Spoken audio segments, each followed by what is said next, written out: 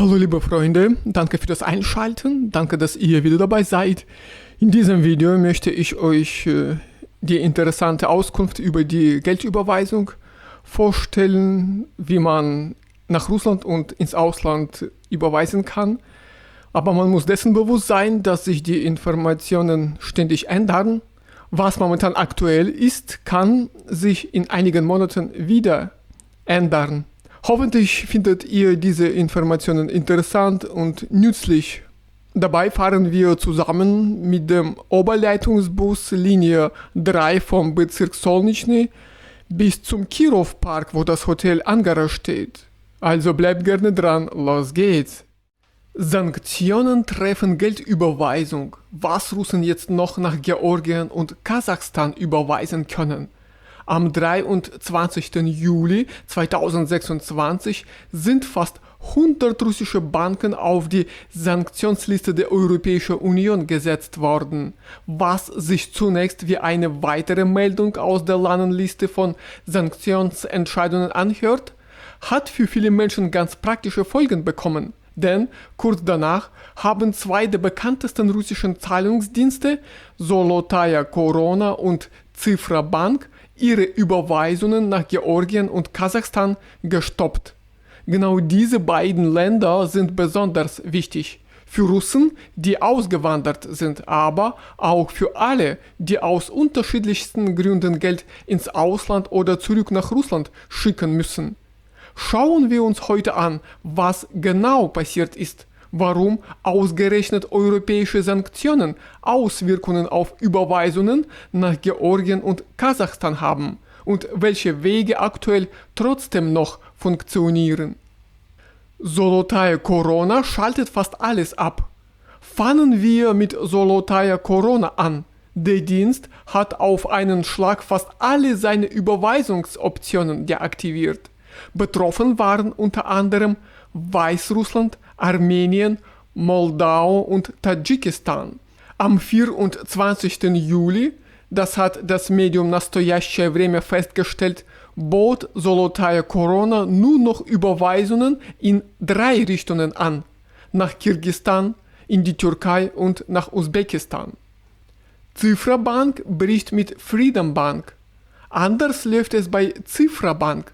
Das Unternehmen hat tatsächlich eine offizielle Mitteilung veröffentlicht, in der es heißt, die verhängten Sanktionen würden sich nicht auf die operative Tätigkeit auswirken.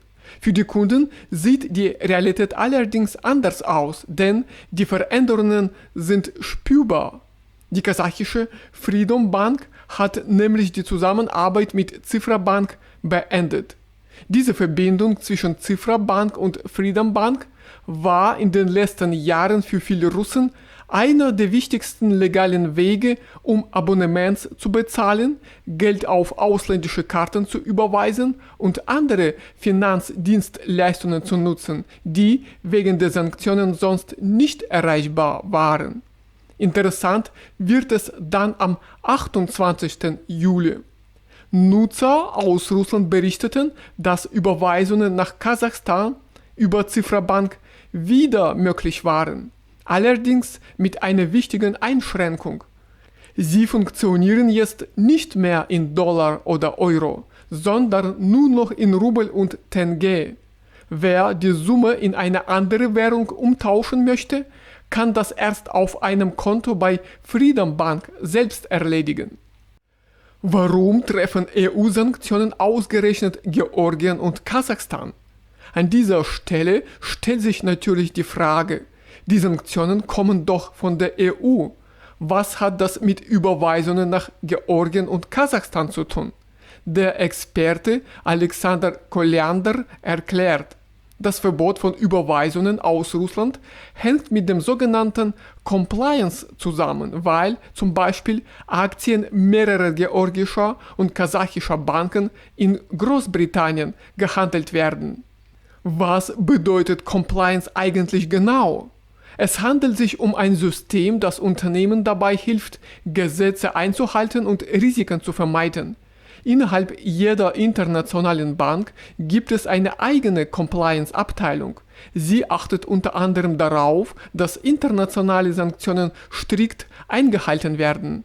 Ein konkretes Beispiel: An der Londoner Börse sind die Aktien der TBC Bank Group notiert, einer der größten georgischen Banken. Das verpflichtet die Bank dazu, sich an britische Gesetze und Sanktionen zu halten. Ihre Compliance-Abteilung arbeitet also nach westlichen Standards. Eine ganz ähnliche Begründung hat auch der Kundendienst der kasachischen Freedom Bank gegenüber einem Korrespondenten von RBK gegeben. Die Bank erklärte, sie halte sich strikt an internationale Rechtsnormen, einschließlich der Anforderungen des Sanktionsregimes, und pflege keine Geschäftsbeziehungen mit Organisationen, die unter Sanktionen stehen. Welche Risiken stecken hinter dem Compliance-Thema? Diese Risiken sind durchaus ernst zu nehmen.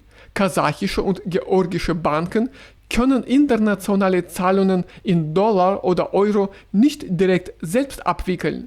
Dafür brauchen sie sogenannte Korrespondenzkonten bei großen Banken in den USA, etwa bei JP Morgan Chase, oder in Europa, etwa bei der Deutschen Bank. Und hier liegt der Knackpunkt.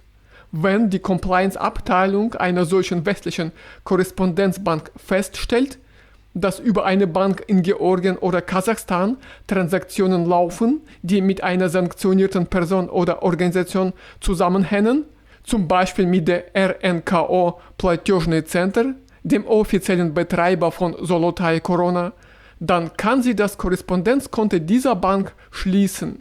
Die Konsequenz wäre gravierend.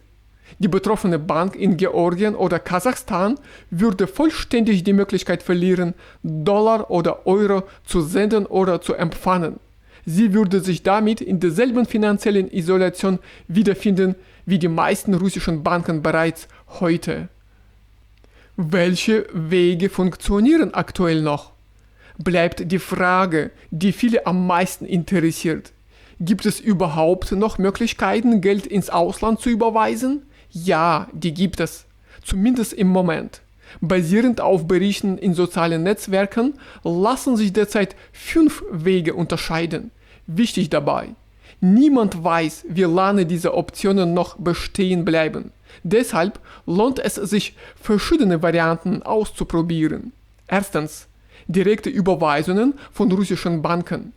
Das betrifft vor allem Georgien. Einige Nutzer berichten, dass bei Überweisungen von der Sberbank auf ein Konto bei Credo Bank das Geld automatisch in Lari oder eine andere Kontowährung umgerechnet wird. T-Bank und Ozon Bank schicken über den externen Dienst Multitransfer-Überweisungen direkt auf Karten von TBC Bank und Bank of Georgia, und zwar sofort. Außerdem besteht die Möglichkeit, ein Rubelkonto bei der Bank of Georgia zu eröffnen und dann Rubel über die vollständigen Bankverbindungsdaten über nicht sanktionierte Banken zu überweisen. Zweitens: spezialisierte Überweisungsdienste. Mehrere Nutzer berichten von guten Erfahrungen mit der Plattform AvoSend. Derzeit bietet Unistream Überweisungen in 9 Ländern an, ist allerdings selbst ebenfalls von den Sanktionen betroffen. Die Liste der verfügbaren Länder könnte sich also in naher Zukunft verkleinern. Der usbekische Fintech-Dienst United funktioniert zuverlässig für Überweisungen nach Kasachstan, bietet aber auch Überweisungen nach Georgien an, wenn auch mit etwas mehr Aufwand. Ein weiterer Dienst ist QuickPay, über den Geld sogar aus der Türkei, aus Griechenland, von Zypern und aus Israel verschickt werden kann. Drittens: die russische Post. Internationale Postüberweisungen sind eine mögliche Alternative, allerdings mit deutlichen Einschränkungen. Sie dauern relativ lange, zwischen 2 und 5 Tagen, und Auszahlung sowie Versand erfolgen ausschließlich in russischen Rubel, entweder bar oder auf das Konto des Empfängers. Auch gibt es klare Obergrenzen. Nach Kasachstan lassen sich maximal 60.000 Rubel pro Transaktion verschicken. nach Georgien maximal 9.999 Rubel. Viertens. SWIFT-Überweisungen. Die Zahl der Banken, die im Zuge der immer neuen Sanktionsrunden noch Zugang zum SWIFT-System haben, wird stetig kleiner. Es gibt aber Ausnahmen. Gazprom Bank bietet nach wie vor Auslandsüberweisungen an.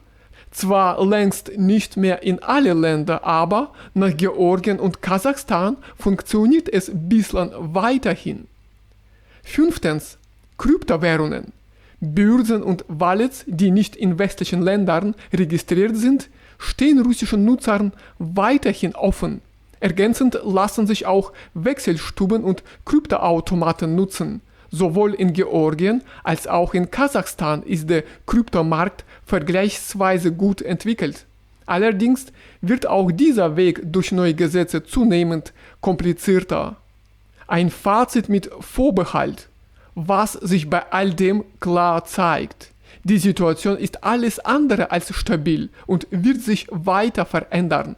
Die Möglichkeiten, die Ende Juli 2026 aktuell sind, könnten schon im Herbst ganz anders aussehen. Wer auf diese Überweisungswege angewiesen ist, tut also gut daran, mehrere Optionen parallel im Blick zu behalten und sich nicht auf einen einzigen Weg zu verlassen.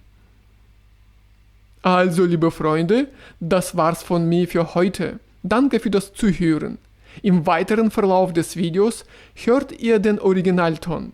Ich wünsche euch alles Gute im Alltag und viel Erfolg bei der Arbeit. Wir sehen uns bald in neuen Videos wieder. Auf Wiedersehen!